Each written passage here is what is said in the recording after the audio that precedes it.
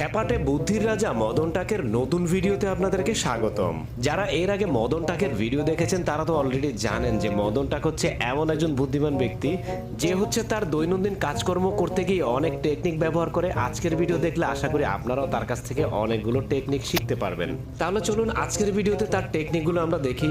প্রচন্ড গরম পড়ছে, তার বাসায় দেখেন এসিও নাই, এয়ার কুলারও নাই, তার জন্য স্ট্যান্ড ফ্যানের পিছনে দুইটা বরফের বোতল ঝুলাই দিছে এবং একটা কয়েল জ্বালাই দিছে। বাস, সহজ সমাধান। তারপর দেখেন ঘরে অপ্রয়োজনীয় বালতি পড়েছিল, সেই বালতিটাকে কেটে সুন্দর করে বসার জন্য একটা টুল বানায় ফেলছে। শুধু শুধু বালতিটাকে ফেলে রেখে কি লাভ বলেন?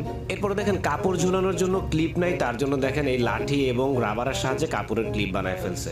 এরপরে দেখেন 2 লিটারের কোকা কোলার বোতল কেটে এখানে ওয়ান টাইম গ্লাস ঝুলানোর একটা ব্যবস্থা করে ফেলেছে।